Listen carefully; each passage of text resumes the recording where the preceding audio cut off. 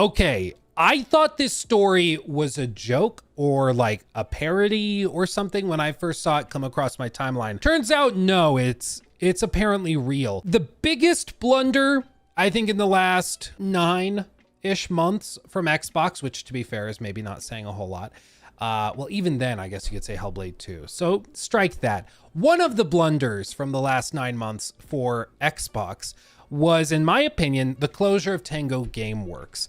I just don't think it made sense when you took into account everything going on. They made the best reviewed game or like best received game, critically acclaimed game of 2023 for Xbox. Everybody unanimously praised it, thought it was great. It apparently did pretty well on Game Pass, maybe not printing money or anything, but it did pretty well.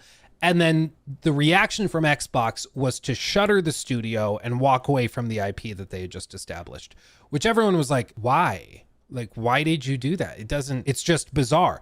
Some people countered and said it's because a lot of the senior leadership that made Tango Gameworks worth it left the studio to create other ventures, which is true. A lot of the head honchos and lead designers and stuff at Tango Gameworks did leave prior to like all of this happening. So that is certainly a factor. I think they lost some of the talent.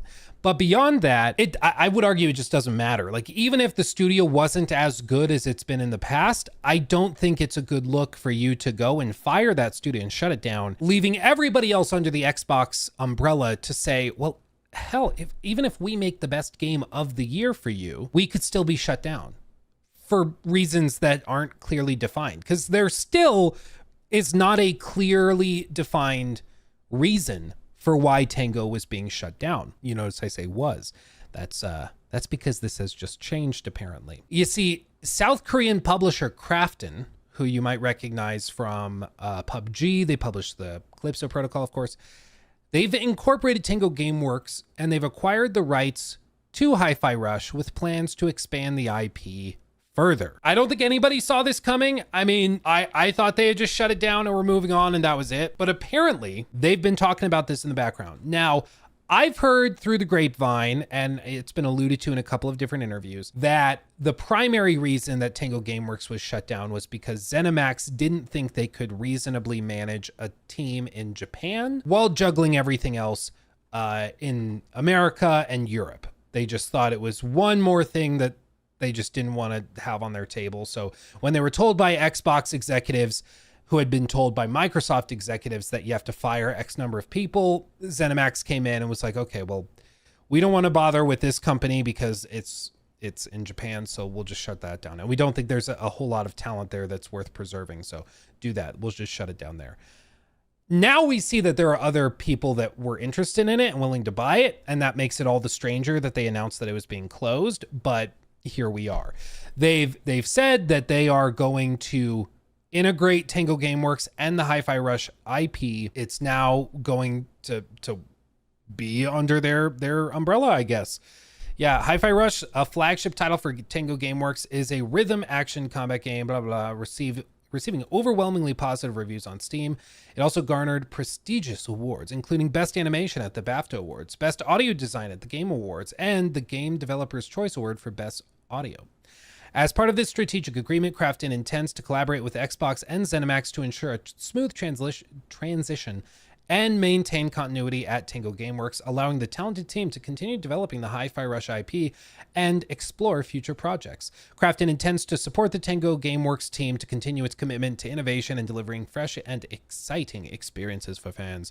There will be no impact on the existing game catalog of The Evil Within, Evil Within 2, Ghostwire Tokyo, and the original Hi-Fi Rush game. This integration reinforces Krafton's dedication to expanding its global footprint and enhancing its portfolio with innovative and high quality content. The addition of Tango Gameworks represents a strategic alignment with Krafton's mission to push the boundaries of interactive entertainment. I mean, it's just a slam dunk. I don't know why they didn't do this to begin with, but here we are. At least better late than never. I just hope that a lot of the talent that made Hi-Fi Rush possible didn't quit or go take on other jobs, since they were told that the studio is being shut down, like, what, 6 months ago?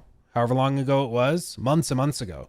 So I'm hopeful that the team is still there and relatively intact, but again, it screams mismanagement and just a chaotic means of approaching this. Like, it's the big problem for Xbox right now is that they have all of these studios under their helm, and yet they just seemingly have no idea what they're doing when it comes to managing them on a day-to-day basis. It's really, frankly, bizarre for a company as big as Microsoft to struggle like this. But I think it's because when you grow really quickly, there are growing pains. And when you don't have the infrastructure of middle-level managers and supervisors here and there, they just lose track of stuff. And so you end up with, Microsoft going to Phil Spencer and saying you need to cut 7% of your workforce. And then Phil goes and says, okay, well, we'll just split it proportionally.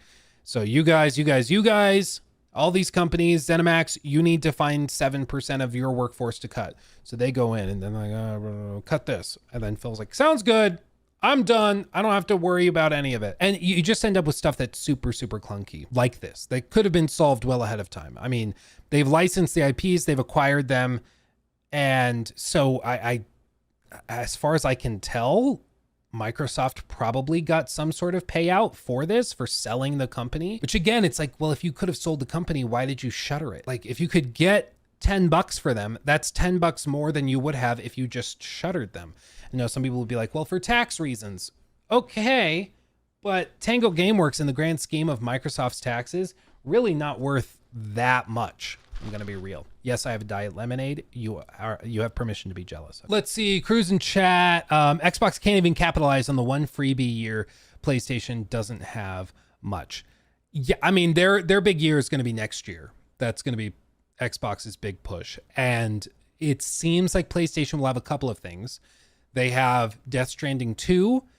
They probably have Ghost of Tsushima 2. And it seems like that's it. And of course, the PlayStation 5 Pro, but it also seems like that's going to launch this holiday, not next. So PlayStation will have probably a couple games and then some trailers for some other stuff. Maybe Marathon does get put out in that time frame.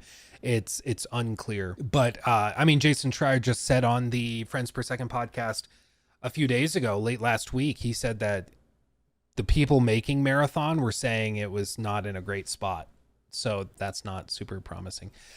Horizon multiplayer, yeah, that's also allegedly in the works, but they're going to be going head-to-head with Monster Hunter Wild, so I'll believe it when I see it. I'll see how that goes.